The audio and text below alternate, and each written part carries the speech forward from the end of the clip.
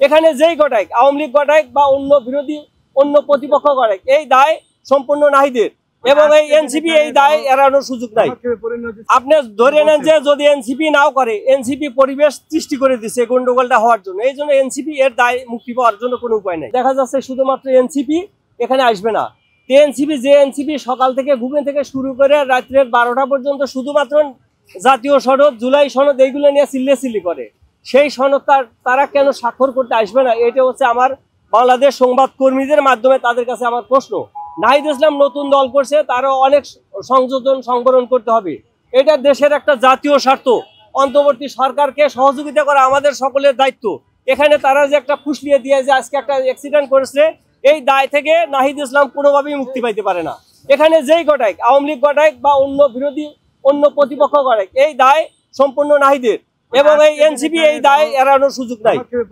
আপনি ধরে নেন যে যদি এনসিপি নাও করে, এনসিপি পরিবেশ সৃষ্টি করে দিচ্ছে গন্ডগোলটা হওয়ার জন্য, এই জন্য এনসিপি এর দায় মুক্তি পাওয়ার জন্য কোনো উপায় নেই। এটা আমি না, এটা বাংলাদেশের জনগণ বলে, এটা বাংলাদেশের সমস্ত লোক বিশ্বাস করে। ওনারা সকাল থেকে সন্ধ্যা পর্যন্ত জাতীয় সনদ বলে, জুলাই সনদ বলে, অথচ তারা জুলাই সনদে যদি তাদের কমপ্লেন থাকে, তারা অন্তর্বর্তী সরকারের কাছে আবেদন জানায় যে এই ডেটটা পিছানোর জন্য তারা একটা কমপ্লেন করতে পারতো। তা না করে তারা সরাসরি বাধা প্রদান করার কে? বাংলাদেশের জনগণ এই জুলাই সনদ বাস্তবায়ন করবে এবং দেশনেত্রী জনাব তারেক রহমানের 31 দফা, যে সেই 31 দফার আলোকেই কিন্তু এই জাতীয় সনদ। আমাদের 31 দফা আপনি পড়েন আর জাতীয় সনদ পড়েন, সেম, দুই একটা ডিফারেন্স থাকতে পারে। হ্যাঁ, দুই একটা ডিফারেন্স থাকলে আমরা বাংলাদেশ জাতীয়তাবাদী আমরা এখানে স্বাগত জানাইতে আসছি। এটা নাহিদ ইসলাম বলতে এনসিপি, আমরা মানে এনসিপি কে আমি দায়ী করি। এনসিপির এই মানে যে ঘটনা ঘটেছে, এই সম্পূর্ণ দায়িত্ব এনসিপি এটা এড়াইতে পারে না। তারা যদি এখান থেকে আজকে যদি এই অনুষ্ঠানে আসতো, অথবা তারা যদি অন্তর্বর্তী সরকারের কাছে কমপ্লেন করতো, তারা অ্যাপ্লিকেশন দিত যে আমাদের এটা মনোভূত হয়নি, আপনারা ডেট চেঞ্জ করেন অথবা সংযোজন সংবরণ করেন। তা না করে তারা একটা প্রতিপক্ষ হয়ে বাংলাদেশের জাতীয়তাবাদী দল সহ সমস্ত বড় বড় রাজনৈতিক দল যেখানে এই জুলাই সনদে স্বাক্ষর করার জন্য সমবেত হয়েছে, তারা তখন এখানে আওয়ামী লীগের প্রেতাত্মা সহ বিভিন্নভাবে হামলা। নাহিদ ইসলাম জুলাই যোদ্ধা শুধুমাত্র মানে জুলাইয়ের 1 তারিখ থেকে 36 জুলাই পর্যন্ত।